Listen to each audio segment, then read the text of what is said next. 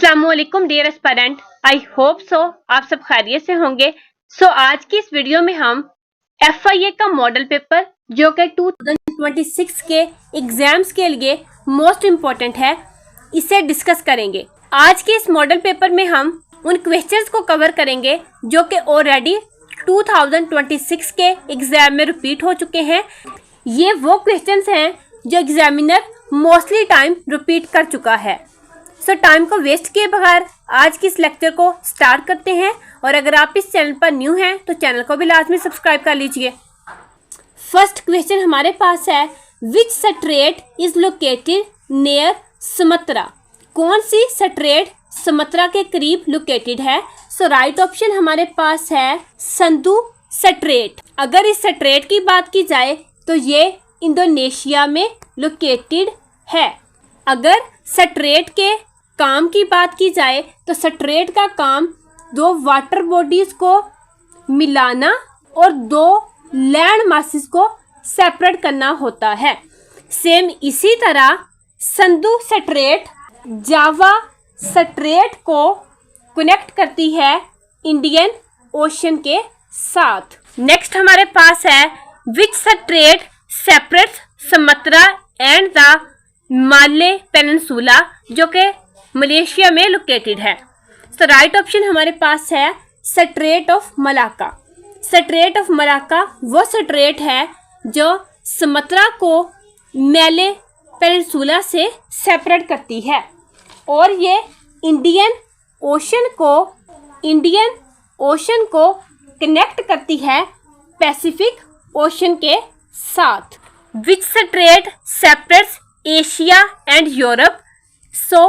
Bosphorus strait Asia को Europe से अलग करती है। Where is the headquarter of North Atlantic Treaty Organization located? NATO का हेडक्वार्टर ब्रसल्स बेल्जियम में लोकेटेड है।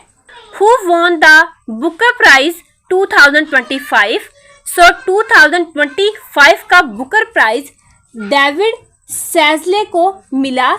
इनको ये बुकर प्राइज इनके नोवेल फ्लैश की वजह से दिया गया। Which countries are the member of the Quad? Quad जो कि हमारे पास 4 कंट्रीज की एक ऑर्गेनाइजेशन है जिसमें हमारे पास United State, Australia, India and Japan शामिल हैं। इस ऑर्गेनाइजेशन का पर्पस किसी भी डिजास्टर की सूरत में प्रोटेक्शन प्रोवाइड करना और कंट्रीज में पीस को मेंटेन रखना है। When was the second session of the United Nation General Assembly held?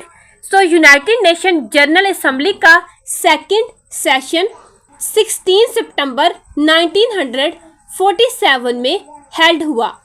और अगर यूनाइटेड नेशन की फॉर्मेशन डेट की बात की जाए तो ये हमारे पास 24 अक्टूबर 1945 में एस्टैब्लिश हुई। Where was the third session of the United Nations General Assembly held?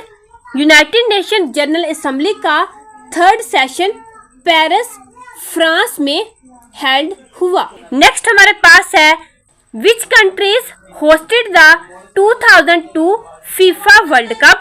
FIFA world Cup को साउथ कोरिया एंड जापान ने 2002 में होस्ट किया। नेक्स्ट हमारे पास है, which country among Brazil, Mexico and the United Kingdom does not compete in the FIFA World Cup as one unified nation team? Right option हमारे पास है यूनाइटेड किंगडम। नेक्स्ट हमारे पास है, what is the combined population of Brazil, Mexico, the United kingdom and the United state? 2026 की report के मुताबिक Brazil, Mexico, United kingdom and United state की पॉपुलेशन अप्रोक्सीमेटली 585 मिलियन है। Who was the first female speaker of the United state house of representatives? United state house of representatives की first female speaker हमारे पास Nancy Pelosi हैं। What is the important of dry pores. Next examiner पूछ रहा है dry pores की importance. सो dry pores की importance की अगर बात की जाए, they reduce congestions at seaports, speed up customs clearance and provide inland access for trade and logistics। ये हमारे पास कस्टम स्पीड को क्लियर करती है और इनलैंड को एक्सेस देती है ट्रेड और लॉजिस्टिक्स के लिए। नेक्स्ट हमारे पास है mediate. Why did Pakistan mediate between the United States and Iran. So इसके बिहाइंड रीजन हमारे पास है to reduce tensions and help military escalation. Next हमारे पास है what is the main objective of the high seas treaty. High seas treaty का main objective हमारे पास to protect marine biodiversity in the international waters. So high seas treaty का main objective marine biodiversity को international waters में protection provide करना है। In which country was the first FIFA world cup held. So first time FIFA world cup 1930 में Uruguay में held हुआ। Where is the headquarters of the United Nation located. So United Nation का headquarter New York city United States में located है।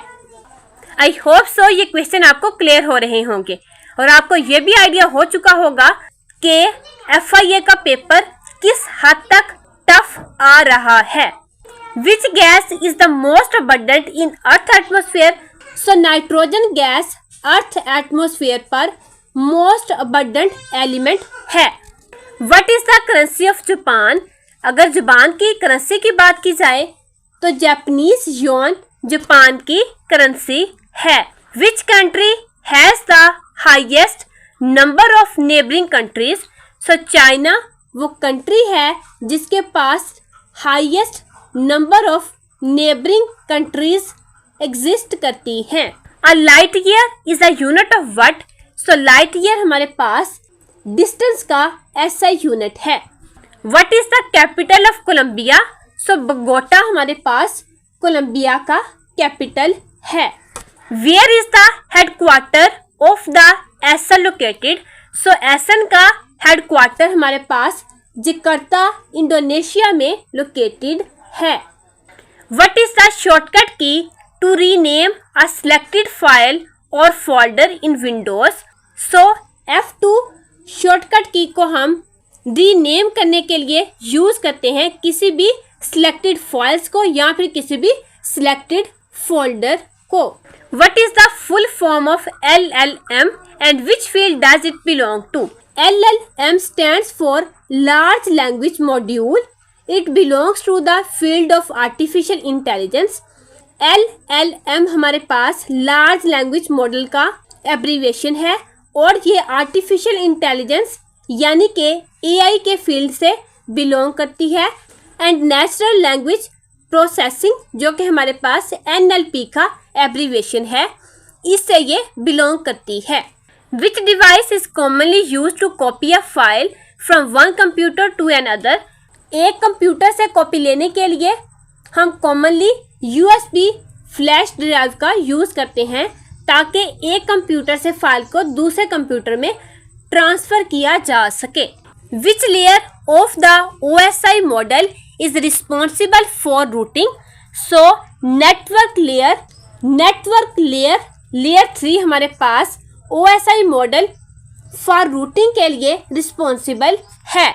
Next हमारे पास है complete the series. सो इस सीरीज में हमारे पास नंबर हैं 2, 6, 12, 20 एंड 30। इसको सॉल्व करने के लिए हम 1 को मल्टीप्लाई करेंगे 2 के साथ, आंसर हमारे पास आ जाएगा 2। नेक्स्ट हम 2 को मल्टीप्लाई करेंगे 3 के साथ, आंसर आ जाएगा 6। 3 को मल्टीप्लाई करेंगे 4 के साथ, आंसर आ जाएगा हमारे पास 12। सो ऑन 4 को 5 से मल्टीप्लाई करें तो आंसर आ जाएगा हमारे पास 20।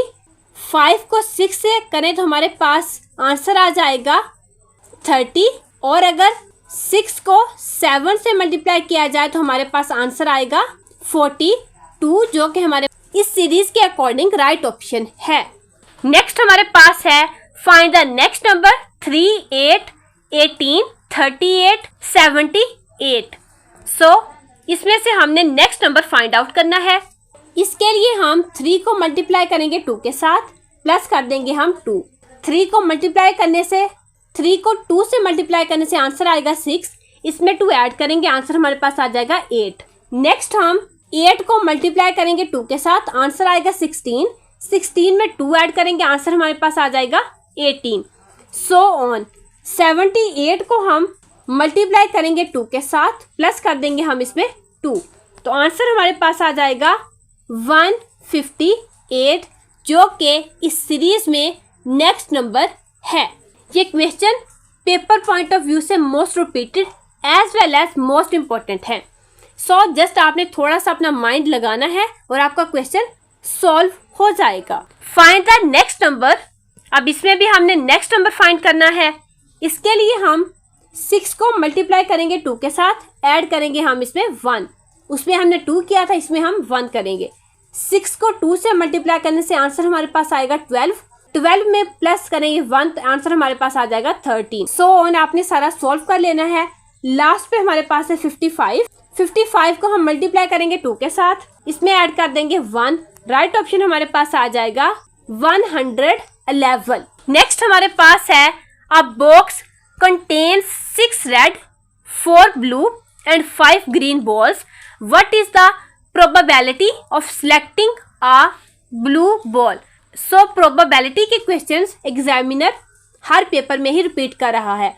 सो इसको सॉल्व करने के लिए फर्स्ट ऑफ ऑल हमने जो हमारे पास गिवन वैल्यूज होंगी इसको हमने ऐड कर लेना है। 6 + 4 + 5, आंसर हमारे पास आ जाएगा 15। अब वो पूछ रहा है कि आपने प्रोबेबिलिटी को फाइंड करना है ब्लू बॉल की। सो ब्लू बॉल हमारे पास नंबर 4 पे आ रही है। सो प्रोबेबिलिटी हमारे पास बनेगी 4/15। जो नंबर आपने फाइंड करना है उसको ऊपर रखेंगे और जो टोटल नंबर होंगे आपके पास वो आप नीचे रख लेंगे। इस तरह से आप इसका आंसर निकाल सकते हैं। नेक्स्ट हमारे पास है a father is 24 years older than his son. After 2 years the father will be twice the son's age. Find the present ages. So हमने इसमें present ages को find करना है।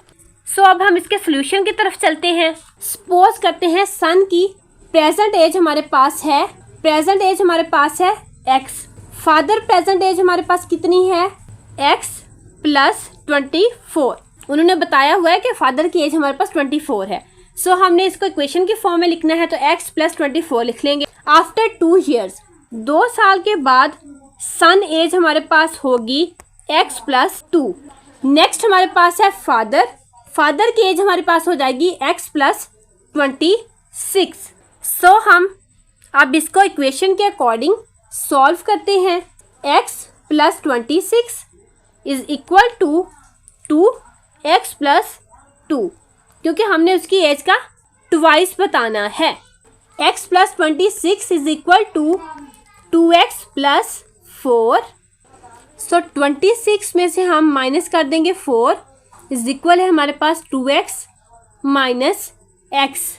26 में से 4 को माइनस करने से हमारे पास आंसर हमारे पास आ जाएगा 22 = 2x में से x निकालेंगे, हमारे पास बचेगा 1x। सो हम इसको x राइट करेंगे। नेक्स्ट हमने फादर की एज फाइंड आउट करनी है।